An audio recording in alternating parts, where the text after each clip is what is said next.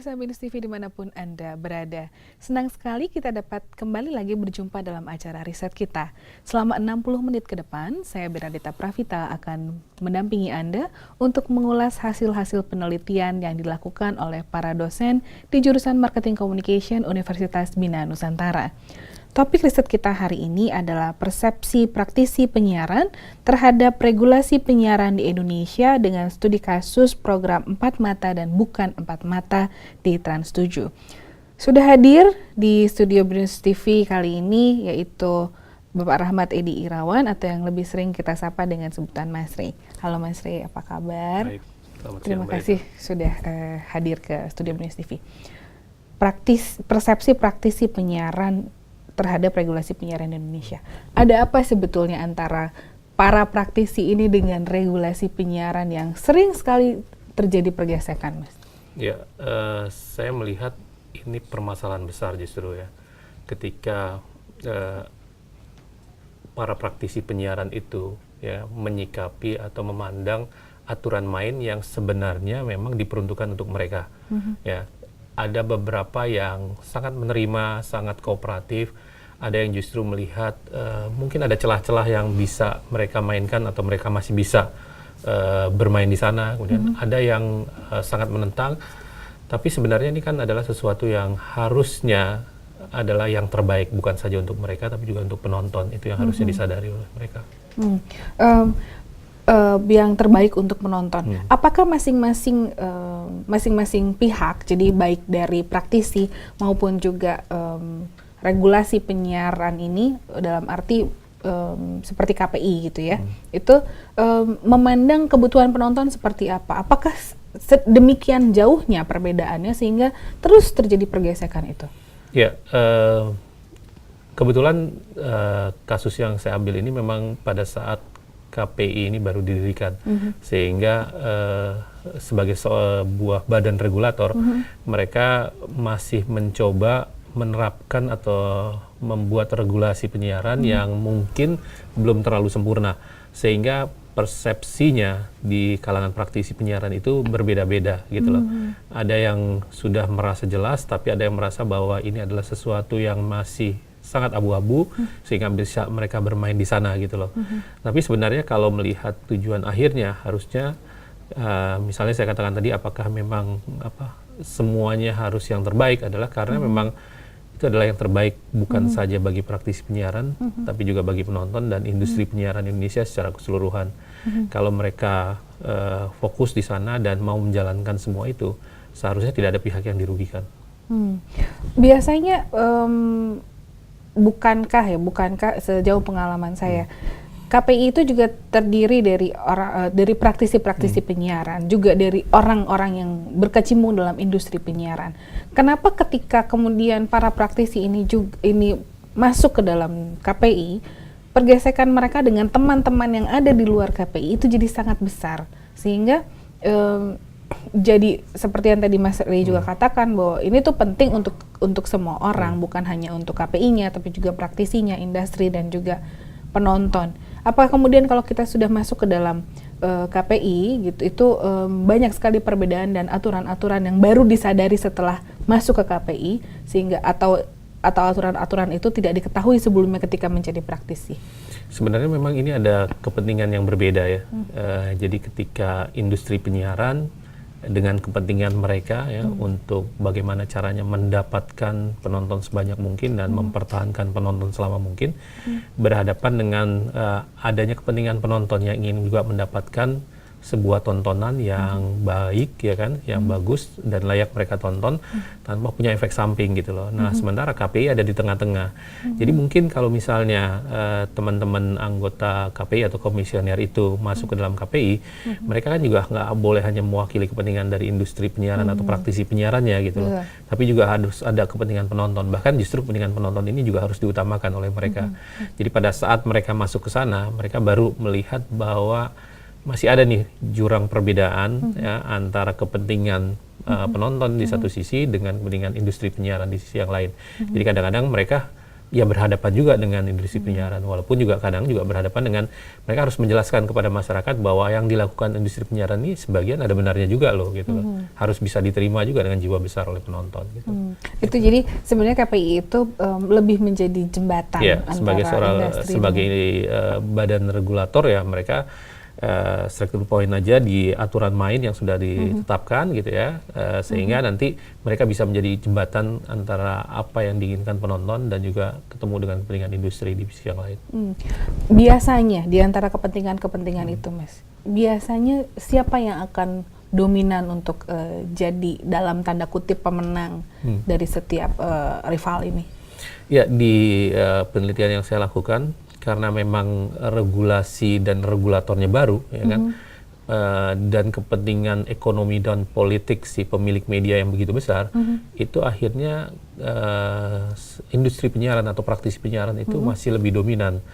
Kadang-kadang mereka masih mencoba bermain gitu ya di aturan-aturan main yang sudah ditetapkan oleh KPI yang mungkin mereka ketemu dengan bolong-bolongnya ya, sehingga akhirnya mereka masih bisa memainkan untuk kepentingan mereka, itu sih.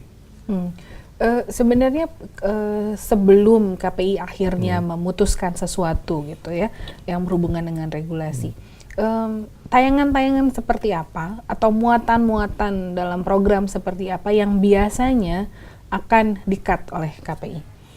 Sebenarnya banyak ya, banyak unsur-unsur di aturan main atau regulasi penyiaran itu yang misalnya tidak melanggar misalnya masalah pornografi, ya kan. Kemudian di situ juga misalnya masalah unsur sara, ya kan. Kemudian bagaimana mereka bisa mendudukan berita yang berimbang gitu ya. Itu semua sebenarnya ada. Aturan main itu sudah semakin lama semakin bagus, semakin jelas ya, semakin sempurna gitu loh. Ini mungkin juga belajar dari pengalaman beberapa aturan main sebelumnya, SPS ya, sebelumnya yang memang masih punya banyak kelemahan sehingga perlu dirasa untuk memperbaikinya. Gitu. Oke. Jadi kalau tayangan-tayangan sesuai dengan regulasinya yang tertentu itu, Mas, sebetulnya ada unsur-unsur seperti kriminalitas gitu ya yang secara fisik terlihat. Bagaimana dengan muatan-muatan kata-kata yang kemudian tidak secara sensitif diterima oleh KPI bahwa itu adalah sesuatu yang juga harus di-cut. Tapi bagaimana kemudian juga praktisi melihat hal itu? Apakah praktisi juga PK terhadap hal-hal yang bermuatan verbal justru? Ya, di penelitian yang saya lakukan, karena kebetulan studi kasusnya program yang kebetulan banyak sekali dalam tanda petik menerima teguran ya, dari KPI, itu kalau kita lihat teguran-teguran atau hukuman yang dijatuhkan kepada program 4 mata dan bukan 4 mata itu terlihat jelas banyak sekali pelanggaran-pelanggaran, model pelanggaran yang dilakukan, baik itu dalam kalimat atau kata yang verbal, gambar, ya kan, maupun unsur-unsur yang lainnya, sehingga akhirnya dirasakan memang itu memenuhi salah satu unsur bahwa mereka melakukan pelanggaran terhadap regulasi penyiaran. Oke, Mas Jandi jawab dulu. Pemirsa, kami akan segera kembali setelah beberapa pesan berikut ini. Tetaplah bersama kami.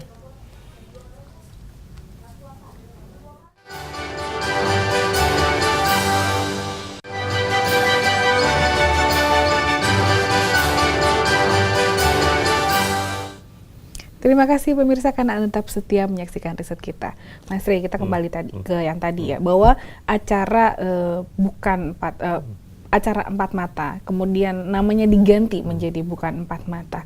Sebetulnya muatan acaranya itu sendiri apa saja yang dinyatakan oleh KPI sebagai muatan yang tidak baik dampaknya bagi penonton? Ya, di situ ada beberapa kali pelanggaran ya, pelanggaran yang terberat yang menyebabkan program itu harus dihentikan dan akhirnya diganti judulnya dari 4 mata ke bukan 4 mata. Itu adalah pelanggaran adanya unsur kekerasan atau sadisme. Ya, ketika ada bintang tamu yang memakan kodok secara langsung dan itu diperlihatkan gitu loh, binatang hidup-hidup itu, dan adegan itu dianggap terlalu sadis dan sesuai dengan P3SPS ya, program seperti itu atau adegan seperti itu harusnya tidak diperlihatkan secara langsung gitu loh, ya kan. Nah, sehingga akhirnya mereka kena hukuman. Tapi juga ada beberapa hukuman yang lain gitu ya, yang misalnya mereka ada unsur sara ya kan yang diucapkan oleh hostnya, kemudian juga ada dianggap terlalu menonjolkan unsur pornografi dengan adanya adegan atau pakaian yang terlalu ketat atau terlalu minim yang ditampilkan oleh bintang tamunya gitu ya. Sehingga banyak sekali model atau ragam pelanggaran yang pernah diberikan kepada mereka, sehingga akhirnya program ini memang pernah disarankan untuk ditutup oleh KPI gitu ya, tapi akhirnya mereka mengganti judulnya gitu loh, dengan Bukan Empat Mata itu. Dari penggantian judul itu sendiri, apakah kemudian ada muatan yang diganti? Karena kalau sejauh pengamatan saya, yang berubah hanya nama, sedangkan muatan juga hampir mirip seperti itu. Apakah karena hostnya tidak diganti atau karena tidak ada pembicaraan dulu secara matang bahwa karena sudah pernah dapat somasi kan, mendapatkan somasi dari KPI, lalu apa saja yang harus kita bongkar gitu. Nah, sebenarnya penelitian ini ya, ini menunjukkan bagaimana masih kuatnya industri penyiaran di satu sisi terhadap baik itu regulasi penyiarannya, regulatornya maupun terhadap penontonnya. Jadi ketika berhadapan, jadi studi saya ini itu menggambarkan apa yang mereka lakukan ketika mereka menghadapi aturan-aturan dalam regulasi penyiaran tersebut ya. Misalnya ketika yang paling berat ya, mereka dijatuhkan hukuman 3 bulan tidak boleh siaran ya kan, bahkan program itu terkena hukuman untuk ditutup gitu ya. Itu mereka akhirnya bisa mengakali aturan main atau regulasi itu. Misalnya kalau ternyata judulnya diganti, ya kan, dengan tampilan yang sama, format sama, hostnya sama, itu ternyata tidak ada aturan main di regulasi penyiaran yang tidak memperbolehkan itu, gitu loh. Jadi memang bagaimana lihainya, gitu ya, praktisi penyiaran ini untuk membela kepentingan dari ekonomi si pemilik dari stasiun televisi gitu loh. Artinya karena di situ ada kepentingan ekonomi dan juga mungkin kalau programnya ada kepentingan politiknya, maka kita bisa melihat bagaimana mereka mempertahankan itu gitu loh. Dan mereka mencoba bermain di regulasi penyiaran. Ketika mereka menemukan regulasi penyiaran yang masih bolong atau belum terlalu sempurna, mereka mencoba bermain di sana gitu loh. Itu yang mereka lakukan gitu loh. Itu jadi. Oke. Jadi termasuk juga mungkin bisa berlindung di belakang bahwa rating dari program ini cukup tinggi gitu ya. Nah, sebetulnya regulasi penyiaran ini apakah sebelumnya tidak disosialisasikan pada industri media atau pada para praktisi, bahkan juga para penonton, bahwa kalau menemukan hal-hal yang di luar regulasi sebaiknya lapor langsung ke KPI? Atau industri medianya sendiri juga aware gitu atau waspada terhadap kalau mau membuat sebuah program ada regulasi yang harus diperhatikan. Ya, jadi regulasi penyiaran ini kan baru ada di era reformasi kita ya kan, dengan adanya KPI sebagai regulator, kemudian mereka menerapkan atau membuat aturan main sebagai regulasi penyiaran. Cuma permasalahan memang pada saat awal selain masalah sosialisasi yang juga masih kurang, di situ terjadi terjadi pertarungan kepentingan lah di antara industri penyiaran, praktisi penyiaran di satu sisi dengan penonton di sisi yang lain gitu ya. Sementara ada di tengah-tengahnya pihak regulator gitu loh. Jadi karena mereka masih mencoba mempertentangkan banyak hal dari dari regulasi penyiaran itu gitu ya. Jadi memang lambat sekali gitu loh. Dan salah satu permasalahan di industri penyiaran kita adalah memang undang-undang penyiaran itu yang sampai sekarang misalnya ada keinginan untuk mengubahnya gitu karena dianggap tidak sempurna, itu tidak berjalan. Peraturan pemerintah sebagai bentuk konkret dari undang-undang penyiaran itu juga banyak yang belum dibuat gitu loh. Jadi memang yang terjadi akhirnya adalah industri penyiaran mencoba bermain, ya, praktisi penyiaran mencoba bermain gitu loh, sehingga memanfaatkan banyak sekali kelemahan-kelemahan dari regulasi penyiaran itu gitu loh. Di awal 10 tahun pertama, jadi penelitian ini kan melihat 10 tahun pertama ketika regulasi penyiaran itu dijalankan, itu kan terlihat sekali gitu bagaimana banyaknya kelemahan-kelemahan atau kekurang sempurnaan itu. Di sisi yang lain kelemahan dan kekurang sempurnaan itu ya sengaja dibiarkan atau minimal dimanfaatkan lah oleh industri penyiaran gitu loh. Itu yang terjadi. Oke. Sejauh penelitian ini, berarti kan sebetulnya penelitian ini kan ingin melindungi banyak pihak sebetulnya, baik dari sisi penonton supaya tidak diakali oleh industri media, tapi juga industri medianya sendiri yang juga harus mawas diri dan ada regulasi. Kalau kita kembali ke program acara, kalau program acaranya tapping mungkin kita bisa banyak edit-edit, Mas. Bagaimana kemudian melindungi program acara live yang mungkin hostnya sendiri salah bicara secara langsung gitu, atau ada masuk scene-scene yang tidak terkendali dengan cukup baik gitu. Itu bagaimana untuk melindungi acara-acara live itu sendiri? Ya, prinsipnya gini, dalam industri penyiaran, dalam regulasi penyiaran, siapapun atau apapun yang ditayangkan oleh stasiun televisi itu sebenarnya adalah tanggung jawab mereka. Dalam arti kata baik itu live maupun taping, ya kan. Kalau mereka berani melakukan siaran langsung, artinya mereka juga harus menyadari bahwa mereka tetap tidak boleh melakukan pelanggaran gitu loh. Jadi walaupun misalnya katanya itu hostnya atau mungkin ada sesuatu yang tidak mereka perkirakan, ketika mereka sudah menetapkan bahwa acara itu siaran langsung, ya mereka harus bisa menghandle semuanya gitu loh. Nah, ini yang sekarang dicoba ditegaskan dalam regulasi penyiaran gitu loh. Jadi siapa yang paling bertanggung jawab, bukan talentnya atau mungkin bukan penontonnya atau mungkin tempatnya yang mungkin menyebabkan adanya terjadi gangguan dan akhirnya terjadi pelanggaran gitu ya terhadap regulasi penyiaran. Tetap yang bertanggung jawab adalah industri penyiaran itu sendiri plus mereka yang bekerja atau sebagai praktisi penyiaran di sana, itu sih. Oke. Kalau untuk masalah yang banyak celahnya yang kemudian seiring dengan berjalannya waktu akan disempurnakan, apakah sekarang dengan regulasi undang-undang penyiaran yang sekarang masih ada pembicaraan, masih ada bahwa sebuah program bisa dihentikan, kemudian muncul lagi dengan nama yang berbeda. Apakah aturan itu masih ada masih adakah celah untuk hal seperti itu, atau sekarang sudah sama sekali tidak boleh? Ya, masih ada beberapa kali ya terjadi ya, misalnya ketika silet yang dihentikan, ya kan, atau beberapa program yang memang mendapatkan teguran dan bahkan penghentian penayangan gitu ya. Masih juga terjadi gitu loh ya kan. Ini menunjukkan bahwa memang dua kepentingan yang mungkin ya agak berbeda antara penonton di satu sisi dengan industri penyiaran di sisi lain itu sangat dinamis sekali gitu loh, sehingga masih mungkin hal-hal yang seperti itu terjadi gitu loh. Tapi yang ingin saya tegaskan di sini adalah kita memang perlu aturan main yang lebih jelas, lebih konkret dan lebih tegas gitu ya, sehingga semua stakeholder dalam industri penyiaran itu benar-benar terlindungi dan dilindungi gitu loh. Jadi jangan satu sisi mereka merasa terlindungi, tapi di sisi yang lain justru mereka menindas atau mengancam yang lainnya gitu loh. Sebenarnya yang paling agak mengkhawatirkan yang terjadi di 2014 ini gitu loh ya kan, ketika kita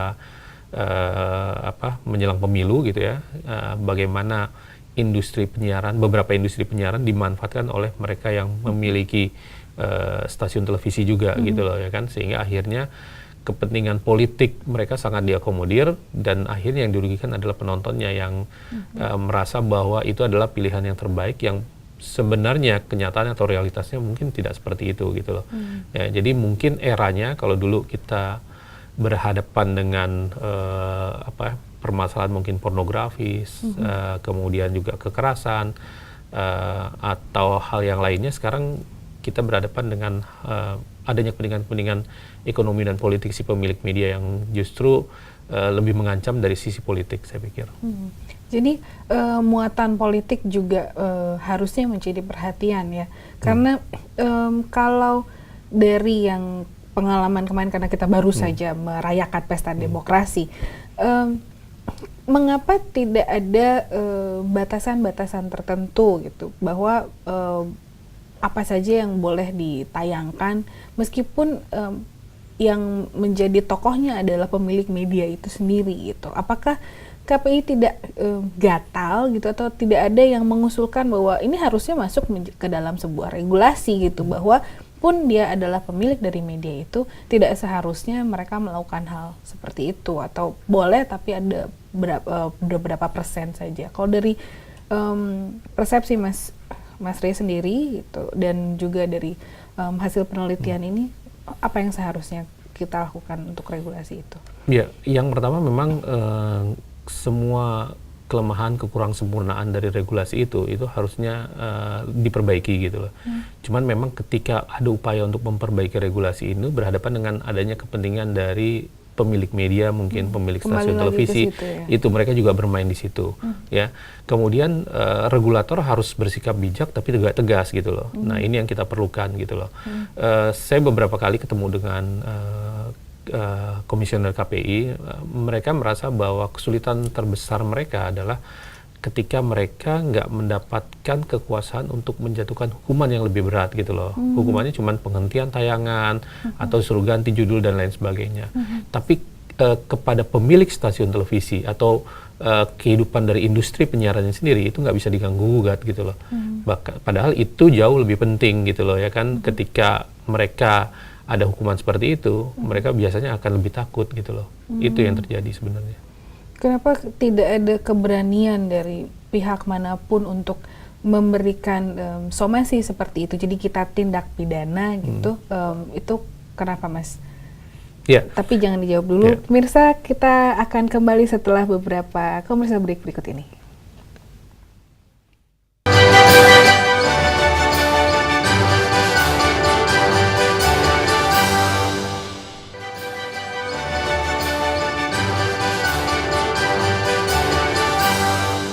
Terima kasih pemirsa karena Anda tetap bersama riset kita.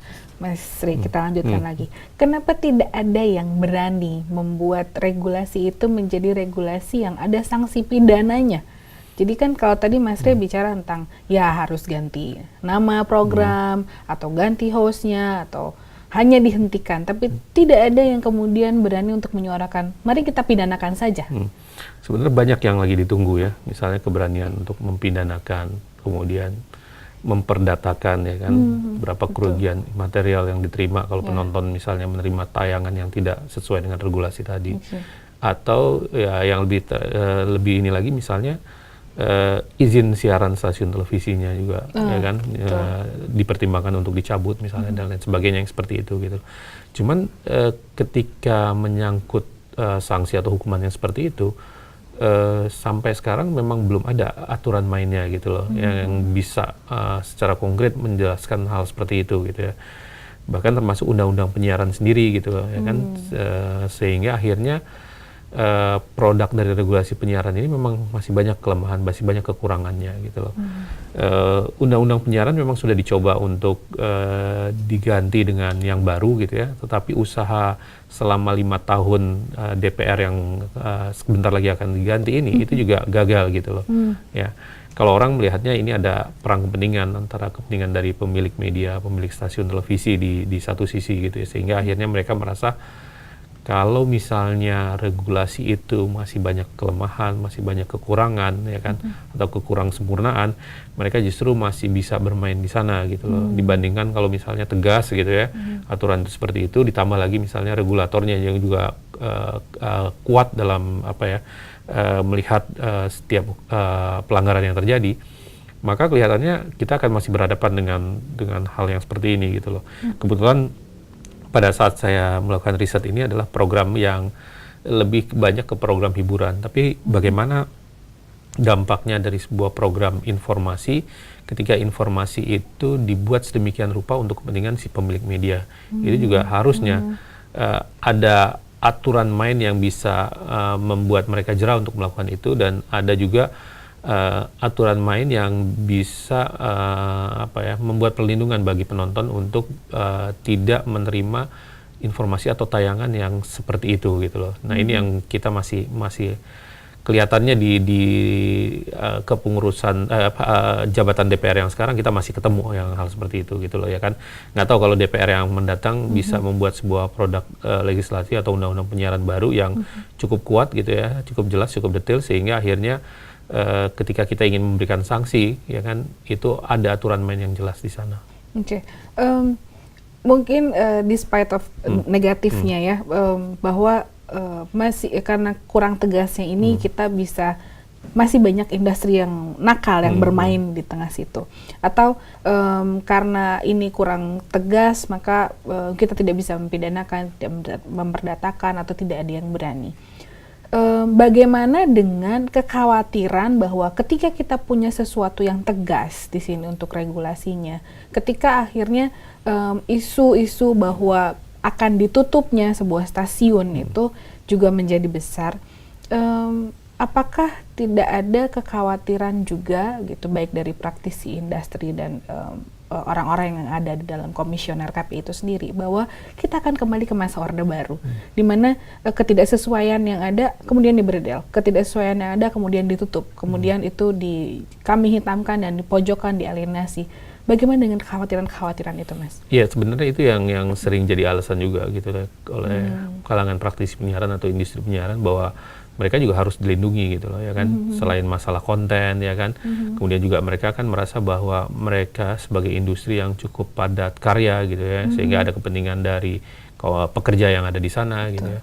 Sebenarnya gini, kalau saja industri penyiaran melihat bahwa regulasi atau aturan main dalam penyiaran itu bukan sesuatu yang harus ditakuti gitu ya, tapi justru mereka bersama-sama gitu ya membangun suasana penyiaran yang lebih kondusif gitu, yang lebih baik ya, yang juga melindungi penonton dari tayangan-tayangan yang mungkin berdampak buruk bagi mereka. Mereka kan nggak perlu takut bahwa itu harus ditutup gitu loh, ya kan. Tapi permasalahannya memang gitu ya, mereka melihat apa ya? Mereka melihat sesuatu yang sifatnya mungkin sangat apa ya, sangat dekat aja gitu loh bagi kepentingan mereka. Seperti misalnya, tayangan mana sih yang paling banyak penontonnya gitu ya, penonton paling suka di model acara seperti apa sih gitu ya. Nah, ramuan-ramuan yang disukai oleh penonton yang kadang-kadang melanggar rambu-rambu dalam regulasi penyiaran yang coba dipaksakan gitu loh, ya kan. Mereka nggak mau berpikir lebih kreatif gitu ya, mengembangkan sebuah program yang tetap mendapatkan penonton yang banyak tanpa harus melanggar regulasi penyiaran tadi gitu loh. Nah, jadi kadang-kadang mereka hanya berpikiran pendek, sehingga akhirnya udahlah, yang paling banyak dapetin penonton pada hari ini apa sih, ya udah itu yang mereka explore terus gitu ya, sehingga akhirnya kadang-kadang mereka suatu ketika akhirnya sudah melanggar terhadap regulasi tadi gitu loh. Nah, ini yang sebenarnya yang terjadi gitu loh. Nah, sekarang bisa nggak mereka lebih kreatif lagi, kemudian selain itu juga harus ada kedewasaan dari pemilik atau praktisi penyiaran sendiri, bahwa mereka menggunakan frekuensi publik nih. Kan yang menjadi permasalahan utama adalah ketika mereka menggunakan frekuensi publik, tidak boleh semena-mena untuk kepentingan mereka sendiri gitu loh, ya kan. Hanya untuk kepentingan ekonomi mereka, hanya untuk kepentingan politik mereka. Nah, ini butuh kebesaran juga, di samping juga aturan main yang lebih ketat. Itu sih saya pikir. Oke. Kalau mereka berlindung pada rating yang tinggi gitu ya, dan ketakutan mereka sendiri bahwa kita tidak lagi dilindungi oleh regulasi ini. Lalu apakah, dan kemudian sepertinya asal saja membuat sebuah program tanpa dipikir lebih baik gitu. Apakah kemudian mereka nih, para praktisi dan para industri media yang di luar KPI, tidak gentar ketika ketika masyarakat kemudian membuat gerakannya sendiri, Hari Tanpa TV, Mas? Ya, saya mencatat sudah ada banyak kemajuan sih ya. Seperti misalnya kan sekarang itu kan penonton bukan lagi sesuatu yang pasif gitu loh, menerima begitu aja. Mereka lebih selektif ya, ketika mereka lebih melihat mana sih tayangan yang lebih berkualitas, lebih baik untuk mereka gitu loh. Mereka juga melindungi keluarganya. Kemudian ada gerakan, misalnya gerakan Tanpa TV. Kemudian juga di satu sisi yang lain, regulasi penyiaran juga makin ketat, makin jelas, makin lebih detail lagi, mana yang boleh, mana yang tidak boleh. Ya, kemudian juga ada sanksi-sanksi yang juga ya, walaupun tidak sampai menutup industri penyiaran itu, tapi juga sudah mulai diberikan dan sudah mulai tegas ya, termasuk terhadap praktisi penyiaran. Nah, mereka mulai berpikir ulang untuk lebih kreatif lagi menggali program sehingga di satu sisi tetap ditonton oleh orang banyak, tapi di sisi yang lain tanpa harus melanggar aturan regulasi penyiaran. Sekarang udah mulai banyak loh ketakutan itu gitu loh. Ya, misalnya mereka takut juga dikenai sanksi kalau sampai gini loh. Kalau sampai programnya ditutup kan si pembuat program itu kan pasti akan mendapatkan hukuman di kantornya, di televisinya, atau minimal akan mengganggu biasanya mereka dapetin berapa uang dari program tersebut, dari iklannya program tersebut. Tiba-tiba kalau programnya sampai ditutup kan mereka harus berpikir dari mana lagi sumber penghasilan mereka gitu loh. Nah sekarang udah mulai ada ketakutan-ketakutan seperti itu, sehingga akhirnya itu menjadi rambu-rambu tersendiri bagi mereka untuk tidak melanggar-langgar atau tidak melakukan bermain-main lah di regulasi penyiaran itu gitu loh. Sekarang udah mulai ada kesadaran itu sih ya. Tapi terutama tumbuh karena adanya gerakan-gerakan atau masyarakat yang lebih sadar ya kan, mana tontonan yang baik untuk mereka. Itu sih sebenarnya. Perlindungan masyarakat terhadap diri mereka sendiri ya. Kalau dari hasil penelitian Mas Rey, apa sih yang sebetulnya cara yang paling cocok untuk mensosialisasikan bahwa regulasi penyiaran ini bisa melindungi kita semua loh, baik industri, baik praktisi, baik penonton. Sebenarnya cara yang paling baik untuk mendekati semua pihak yang ada di dalam kancah media ini, cara seperti apa sih Mas? Ya kalau sekarang sih sudah lebih baik ya, ketika misalnya mereka punya rencana untuk membuat sebuah regulasi yang baru atau memperbarui regulasi yang lama, itu mereka mengundang semua stakeholder di industri penyiaran, kemudian mengundang juga komponen-komponen yang ada di masyarakat gitu loh. Mereka ketemu berembuk gitu loh ya kan. Misalnya kalau ngomongin pornografi, batasan seperti apa sih gitu loh ya kan, yang memang menurut masyarakat itu tidak diterima lagi. Sadis itu yang seperti apa ya kan. Kemudian program-program informasi itu yang seperti apa sih yang tetap melindungi mereka, melindungi penonton dan lain sebagainya. Nah ini sebenarnya udah poin yang baik gitu loh ya kan.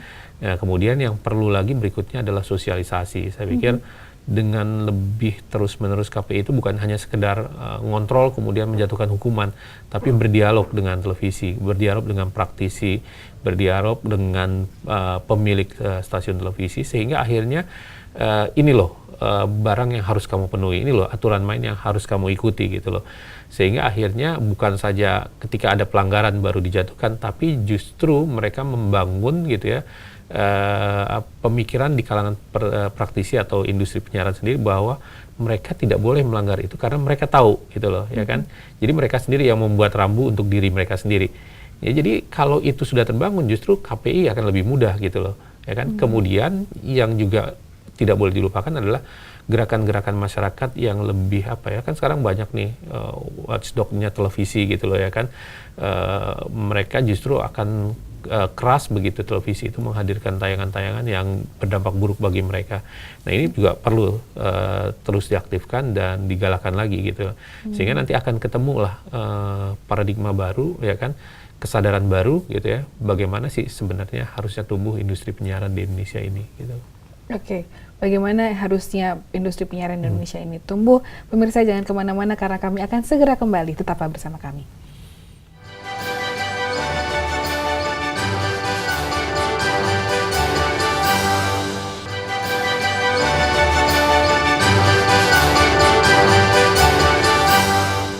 Terima kasih pemirsa karena Anda tetap setia menyaksikan riset kita. Mas Rey, kita kembali ke tadi. Klausul yang cukup menggugah adalah bagaimana seharusnya industri media di Indonesia itu idealnya tumbuh. Gitu. Dari hasil penelitian Mas Rey, dari pengalaman Mas Rey baik menjadi praktisi maupun menjadi akademisi, sebetulnya idealnya industri media seperti apa sih yang ada di negara kita? Ya. Kalau kita biarkan mereka tumbuh sendiri gitu ya mereka bisa tumbuh gitu lah, bahkan mungkin juga mereka bisa mendapatkan keuntungan dari sana. Tapi yang jadi masalah, apakah pertumbuhan industri penyiaran itu punya dampak sesuatu yang positif untuk penontonnya atau masyarakatnya itu kan. Jadi kita pengen punya industri penyiaran yang kuat gitu. Kita pengen industri penyiaran kita mampu menghasilkan program-program yang berkualitas, yang baik untuk penontonnya dan bisa membanggakan gitu loh. Jadi bukan berarti bahwa kita tidak membutuhkan industri penyiaran, kita nggak membutuhkan program televisi yang bagus. Jadi di satu sisi kita ingin mereka tumbuh, ya, berkembang sehingga akhirnya melahirkan program-program yang bagus gitu ya. Tapi di sisi lain juga mereka tetap harus memperhatikan bagaimana sih dampak buruk atau dampak negatif yang harusnya tidak sampai kepada penontonnya gitu loh. Nah, di beberapa tahun terakhir ini saya melihat di satu sisi karya-karya atau program-program televisi di Indonesia itu sudah jauh lebih bagus gitu ya. Bahkan kita bisa bangga bahwa program-program kita itu jauh lebih kreatif dibandingkan dengan program-program televisi yang ada di negara-negara tetangga, di ASEAN misalnya gitu loh. Kita boleh bangga sejak era reformasi, sejak kehadiran televisi swasta itu melahirkan orang-orang kreatif yang menghasilkan program-program yang bagus gitu loh. Tapi di sisi yang lain, kita masih harus menyadari adanya ancaman dari stasiun televisi sendiri atau dari dari tayangan televisi sendiri gitu ya, yang disebabkan karena kepentingan ekonomi dan politik yang masih belum bisa dilepaskan gitu loh. Dengan ekonomi ya, karena ini industrinya membutuhkan banyak sekali modal, kelihatannya mereka berharap sekali bahwa cepat kembali modal atau menghasilkan keuntungan yang besar bagi mereka. Yang kepentingan politik, ya kita lihat bagaimana pemilik stasiun televisi yang juga merupakan politisi, mereka memanfaatkan sekali gitu loh kepemilikan mereka terhadap media penyiaran ini. Nah, kedepannya harusnya gitu ya, kalau regulasinya lebih kuat lagi, kemudian regulatornya juga bisa menerapkan regulasi tersebut dengan benar, maka kita berharap di satu sisi gitu ya, tidak ada lagi nih program-program yang tidak berkualitas, karena ada program-program yang baik yang selalu dihasilkan oleh orang kreatif yang ada di balik televisi. Tapi di sisi lain juga kepentingan penonton ya, yang tidak terintimidasi karena kepentingan politik dan ekonomi dari pemilik atau praktisi penyiaran juga terlindungi ya. Jadi kalau melihat konten programnya atau programnya sendiri, saya merasa bahwa sudah cukup baik sekarang ya. Cuman masih ada kepentingan ekonomi dan politik dari pemilik atau pengelola atau praktisi penyiaran ini yang juga masih terlalu dipaksakan kepada penontonnya. Nah, kita berharap ya kan kualitas programnya bisa semakin bagus gitu ya. Ada program yang makin berkualitas, ada program yang bisa membanggakan kita, tapi juga di sisi lain gitu ya, kita merasa aman, kita merasa nyaman gitu ya, siapapun dari kita ataupun keluarga kita ketika menonton tayangan-tayangan tersebut gitu loh. Ya, karena tayangan tersebut tidak membahayakan baik secara ekonomi maupun politik ya kan, bagi siapapun yang menonton itu. Karena prinsipnya kalau bagi penonton yang selalu harusnya disuarakan gitu adalah kalau misalnya mereka atau siapapun anggota keluarga mereka merasa tayangan itu baik untuk mereka, maka mereka akan bisa menyaksikan tayangan tersebut. Tapi kalau misalnya sampai penonton merasa anggota keluarganya ya kan tidak aman menonton tayangan itu, ya berarti ada sesuatu yang mengkhawatirkan dari industri penyiaran kita. Itu sih sebenarnya. Dari hal-hal yang sudah disebutkan tadi, sebetulnya harapan terbesar dari Mas Ri untuk regulasi industri dan juga praktisi ini apa? Ya, ada dua permasalahan utama. Yang pertama adalah kita perlu regulasi penyiaran yang jauh lebih sempurna, ya, yang lebih detail lagi, termasuk mengatur hukuman atau sanksi kalau terjadi pelanggaran.